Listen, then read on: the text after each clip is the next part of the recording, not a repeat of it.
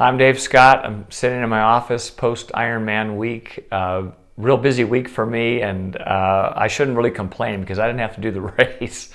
But the lead up to the race, the energy on the island is totally different than any other week. And seeing the athletes out there day in and day out and screaming up and down Elite E Drive, running that torrid pace, and out on the Queen K on their bikes, I just felt like the energy level was extremely high this year. And I reached out to a couple athletes that unfortunately had crashes. Matt Russell, just amazing that he's alive, and thank goodness you are. And also Tim Don, a good friend here in town. And I know those two guys would have been right in the throng and thicket of the competition, so I just hope they can heal up.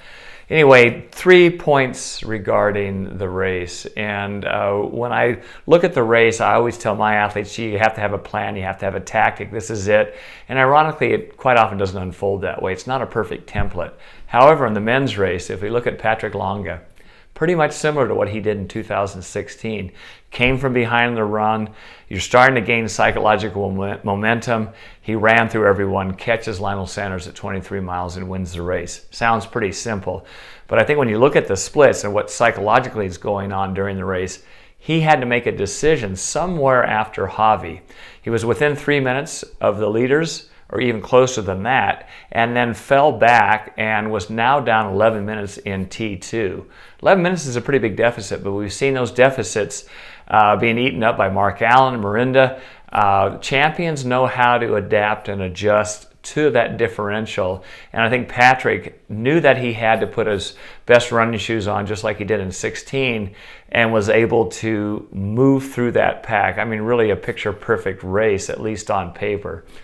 Daniela, totally different story, and I think no one really could forecast how that one played out. I did see her in Chattanooga 70.3, and she dominated that race. She took off on the bike, opened up this lead, had 7 minutes coming into T2.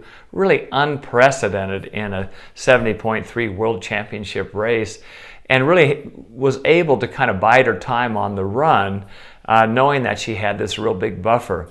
Her first 2 wins in Kona, extremely strong on the bike, ate through the women on the bike, had a lead, came off the bike, and just dominated on the marathon. Again, it sounds easy.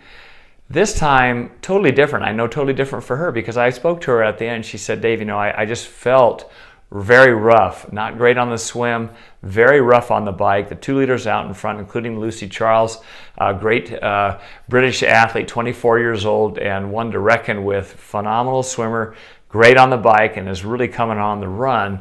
They had the lead.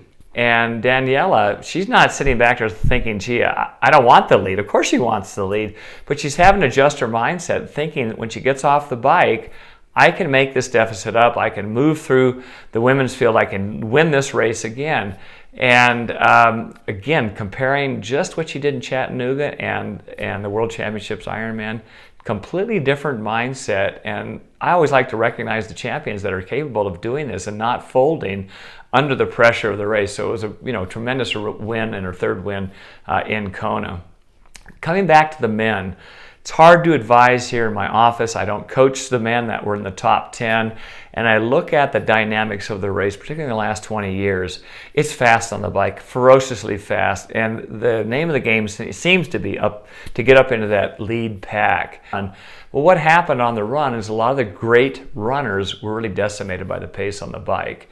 And I remember seeing Lionel Sanders at 2.5 miles, and I said, gosh, he looks really hitching in stride, but an amazing day for him, phenomenal day, and just tenacious as can be. I mean, he's an animal out there. It's great to watch him, and what a brilliant day to finish 2nd.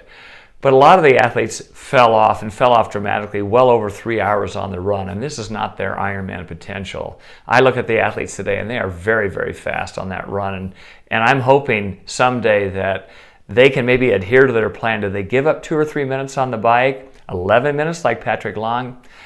Maybe.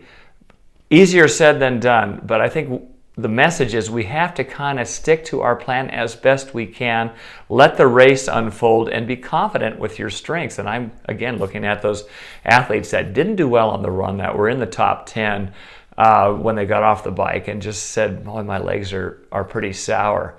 One that I will cite We look at Andy Potts, 7th place overall, fastest time ever, over 40 years old.